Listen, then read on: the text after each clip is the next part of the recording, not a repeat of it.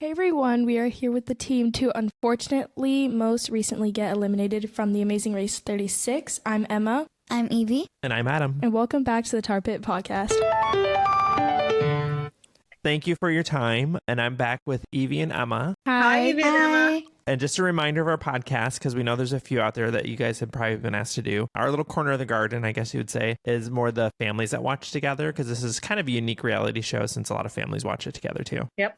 So during the waterfall and memorization roadblock, did you guys feel like Cesar should have helped out more? There's been some chatter in the fan world about that.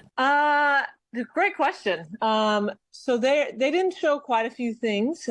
We did have a lot more conversations than they showed, and a lot of people were actually all working together, which they didn't show. So no, I mean, Caesar's a good friend. We had a connection with him at the time of the show. Certainly no alliance, but Ricky and Cesar are good friends, and absolutely do not think they should have provided more answers. I'm happy with the collaboration that we did. And I also, from sort of a different perspective, I would not have wanted him to have completed my puzzle for me, so to speak. Mm-hmm. I have a different opinion on it, and I can share my 2 cents. Oh, so yeah, Yvonne will now speak from the peanut gallery. Go No, I think what she was showing that they did collaborate, and so I think there's a clear distinction between, when teams are collaborating, you're helping each other, and so it's okay to give each other pieces of the puzzle, obviously not doing it for them, and that's not what this was going to be. But I think, looking at her board and being like, okay, yeah, these look good. Maybe I'm not sure about these two. That kind of help, I think, would have been, I don't know. I think that's what I would have expected if we were collaborating together, but that's kind of the extent of it. And that's where I think it would have been a fair exchange of help on when you're like working together to solve something. Mm-hmm. I monitor the social media stuff, so like the fan world sites or whatever, the fan sites, since we don't really let the kids on social media that much. But I've been seeing that a lot. There's been a lot of chatter on whether it was the right amount of help or not enough, and just all these things. So we thought we'd ask what you guys' thoughts were. Oh, good question. We just wanted to tell you about our new and exciting project. We just launched a YouTube channel that will have great travel shorts for your family. We're calling them Travel Bites. You can find our new channel at youtube.com/@thetarpitpodcast. And don't forget to click subscribe and ring the bell to receive notifications every time we post a new video. First, before we go any further, I want to say congratulations on the new baby. Thank you. Thank you so much. She was in this, she had just entered this world when we had our first interview with you. And we knew that the show would potentially be introducing her to the world. And so we wanted to keep it a surprise. That was such a special moment when they decided to show her at our elimination. That was just the coolest thing ever. I mean, we were just so happy with that. Yeah, that is nice. So did it look as obvious in real life as it did on the air that the Alliance was trying to shut you guys out during the cuts of the meat challenge? Not necessarily, no. We were inside, so we did not see that some of the other teams had been stuck outside and obviously grasped that there couldn't be more than 3 teams in there. Mm-hmm. We were just inside working, so we didn't necessarily know that other teams had been outside. Well, I think to take it one step back, I think when at the race car chat, obviously that same day, what you saw was what we saw on the show at the same time, new information, as in we knew teams were helping each other. Obviously, Busy and I were realizing, oh my gosh, like Amber's helping Leticia and Angie, but we didn't know to what extent. We just know they were collaborating. And so we knew that they were working together. We just never realized it was to that extent. And then obviously they took it to another level at the Butcher too, for the blocking out thing. But no, I think it obviously helped that they arrived after to see that there was only 3 tables and there was no time limit to take advantage of that. But yeah, we didn't see it happening, if you will, because it was later in the day and we didn't see everything. Yeah, we always wonder when we're watching stuff, like if it's something, obviously it's editing, so you can see things a little bit more clearly, or the producers pull out stuff a little bit more clearly sometimes, and we just wondered if it was something you could see in real time. Exactly. We did see, it was chaotic when we showed up to the race car. the teams had told Yvonne that they'd been there for well over an hour, and there was crying and some begging and various things like that. And so we showed up, and literally at the moment that was all unfolding, and then I went around on the race car, and thankfully we got out of there in about 10 minutes, and so it was very, very quick. But yeah, we saw all that unfolding, but we didn't see necessarily an edited version of everything the way that you guys saw it. Okay. So after your last leg, after your last leg, and you now have had some experience to reflect on everything, some time to reflect on everything. Is there anything that you would have done differently, either in that last leg or throughout the whole show? Is there anything that you would have changed, or if you could go back in time, what would you do? Something I've thought about a lot is just the detours. It's something I've mentioned in like the article. I'm not sure if you guys read that, just in terms of how many incorrect decisions we made with the detours. So if picking the longer one, if you will, or the one that was more difficult. So and with that, because there was in the season particularly imbalanced detours. Yeah, some might have taken 30 seconds. Such as the Rebus puzzle versus the breakdancing that took at least 30 minutes. So those were very, very imbalanced, for example. Well, yeah, if you got it, which I think we would have, but you never know until you're in the scenario. But I think the making a choice based on our previous experience watching the show was one of the inhibitors. For example, picking the ponies in the first day was the wrong choice. And the breakdancing, we thought, for example, that after you do and perform, if you don't pass, you have to go back to train. So we thought our strategy was, hey, let's stay here as long as we feel comfortable before we perform in this scenario, because it is such a long distance to go up and perform and then to have to come back. So we thought we were expecting other teams to have to come back down and then waste time with that. But in this case, it was similar to the puzzle. You just perform, nope, okay, and just keep going and keep going.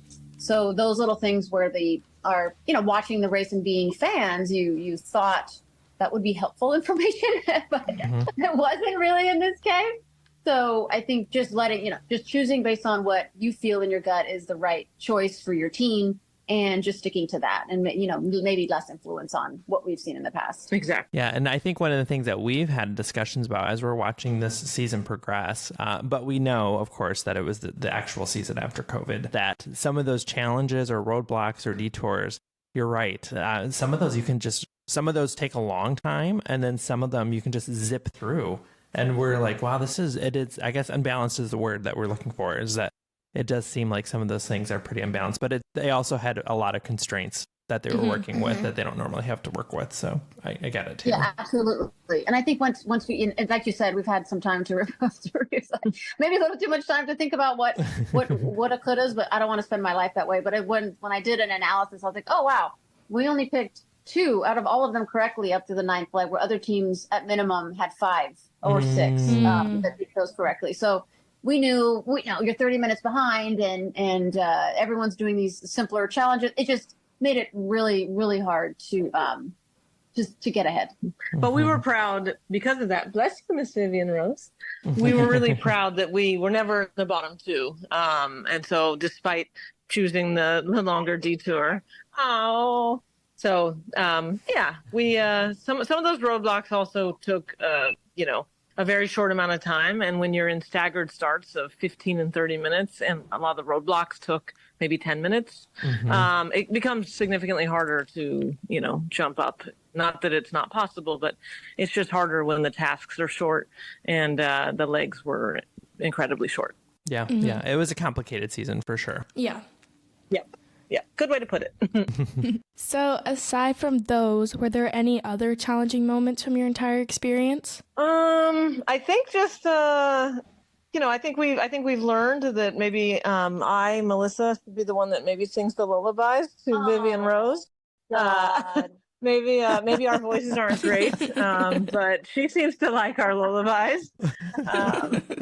Too funny. No, I don't know. No, that was another one where we would have absolutely chosen the drums. Yeah, the drums were significantly faster. We initially the drums were clearly going to be easier. We knew people weren't going to want to, with Spanish having to sing, and that one we thought we were being strategic and knew there would be a line with the drums, hoping it was going to be longer. Like, no, we should do the other one because of that. And again, these are just decisions we're learning, for hopefully next time, but we'll see. Yeah. What will be your favorite memory from The Amazing Race? Ooh. One of my favorite memories, it's funny, is the relationships that you develop with the other teams. After one of the legs, we were able to do some carpool karaoke, and it was with the firefighters. Nobody complained about my singing that. Nobody complained about it. That's true. We should have. Too bad they didn't clue us in. But no, I think honestly that was off camera.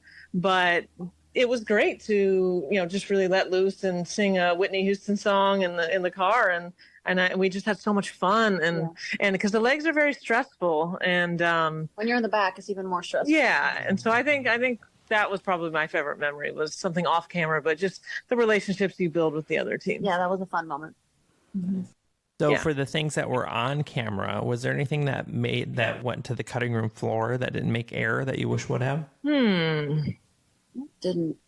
Yeah, there was a funny thing when we were doing the rock wall in Chile, and I went up. I went up first up the rock wall and did it pretty quickly. But then the very last couple holds were really, really far apart, and so I took a minute to just rest my forearms. Too long. And Yvonne thought I was taking too long, and so she was like, "Oh my gosh, there's another team coming," and I was like, "What?" And so I jumped up, and there was no other team coming, and everybody was laughing because I'm such a competitive person that all you had to do was tell me there's another team coming, and I would spring into action. So I wish they'd shown a lot of those kind of funny moments like those of us. We had a lot of fun like that, and I think they showed us in positively. We were always happy with each other's performance, but I just thought that kind of stuff would have been really fun to have shown.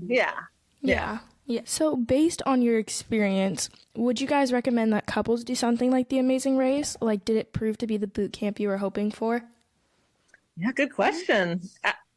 I think so, yes. I think some couples, it could push them in an opposite direction. I think that they could have a hard time with it. But I do think that it's worth going on as a couple because it absolutely pushed us closer together. Before the season aired and we talked to you three, I said that my favorite experience was actually sequestering, being quarantined with Yvonne for 30 days. Oh, so yeah, that was my favorite part of actually the entire experience. So I loved that with no phone. And so anyways. Well, to put it in the context, we also, a traditional race, I think would have, what I mentioned, pushing us a little bit, but, different experiences, more, what do you call it? Epic challenges is I think the way that I've described it. Or, death-defying things. I don't know if they're death-defying, but at least a little bit more to kind of really push your buttons and what are your fears. And, this, I think it was just a calmer season in that sense, relatively to a traditional race. So I think maybe we would have said, more about some of the exactly the extreme stuff. Yeah, I mean, yes, the paragliding was super fun. Certainly we had the fun moments like that. But yeah, I think it really brought us even closer together. Definitely served as a good boot camp. And no, I would absolutely recommend couples do this together. Yeah, 100%. Yeah, it definitely seems like an experience that would accelerate whether you're going to stay together or not. Exactly. You're going to find out. It's this quantum leap that you're taking in there. Right. Good analysis. That's very true. So did you guys know that they were going to do a Where They Are Now feature at the end of the recent episode? Not really. They had kind of floated the idea by us. We sent in a couple pictures, but they did not confirm that for us. So we weren't sure. Yeah, that was really sweet because we watched that and we're like, oh my gosh, I don't think they really do that much. I don't remember them doing that in a long time anyway. So that was really correct. Cool. That was history making. They've never done it. Thank goodness, because otherwise I would my what do you call it? not legend. Legacy? My legacy, thank you, would have been the singing, and now, thank God, it was overshadowed to our record-breaking thing with the record we broke was that they've never done an update like that on a previous season. Yeah, we're very, very happy they did that update for us. And now Miss Vivian Rose, when she's old enough, can watch, and we can't wait for her to see herself on The Amazing Race. Oh, wow. That's so cute. I was like, oh, they got married and they had a baby. Isn't that exciting? Yeah, that's exciting. We're not married, but yes, we are living together. Yeah, we're living together. Exactly. Our wedding bell in the future? Do we have a scoop here? Do we have a maybe scoop? we don't know. No, we have nothing formal or anything like that. I think we're waiting to go back on All Stars and then close your ears, Yvonne. Yeah, Maybe and then have another announcement. There you go. A teaser. I love it. Another course. So how has parenting been, speaking of the baby? What's next for you all, aside from being a new parent? Gosh. I keep pushing Italy, so we're hoping this is the best time to travel with a kid. Yeah, we just got her passport done today, so we're hoping to travel with her. We're doing our first travel as a family now of 3 to the Amazing Race finale party. We're leaving tomorrow. All right. It's in New York. It's in New York City. So we're excited to travel as a family and see how we navigate that detour. It's not a roadblock because we're doing it together, but yeah, we'll see how we navigate that route info. But otherwise, she's been great and being she's I don't know what easy baby, hard baby, but she's been really great with us, and we're just blessed and happy that. Oh my gosh, so blessed. Nice. Yeah, she's wonderful. Now, will you guys be sharing more info about your life and life with her now in social media at all? And can people follow that? Or are you guys going to keep it pretty close and pretty distant or personal, I guess? We'll probably keep it pretty private just because, especially because she's so young and, I'm not sure that we're going to... We're going to share family moments, but Mel's better with social media, so she might share some. Yeah, I might update the profile pictures and stuff like that. But yeah, but we don't have any like projects on the horizon that we would like people to know about or anything like that. So we're just so happy with our little family. Nice. Our influencer family will take over the reins on those. Or other teams. Yeah, exactly.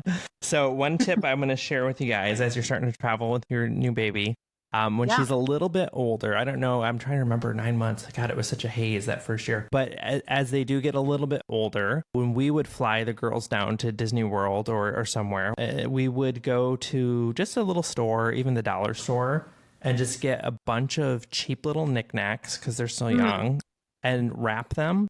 And then every interval of 20 minutes, 30 minutes, they'd have something new to unwrap. Oh, how cool. And it kept it exciting and fun, and it kept their attention, and it kept things exciting for them too. Kind of created some peace on the airplane. It was nice. I like that. No, that's a good idea. It was a fun little strategy somebody shared with me, and I thought, and it worked really well for both the girls. Cool. No, thanks for that. No. We'll keep your fingers crossed. Yeah, it goes really well for our sake and everyone else on the airplane. Yeah. Well, have fun at the party, and we want to thank you so much for joining us. And we're so happy for you guys. We just are really excited for you guys. Yes. Thank you. Thank you for joining and taking time. Of course. All right. Thank you. Take care, guys. You too. You too. Bye-bye. Bye. Okay. Bye. Bye.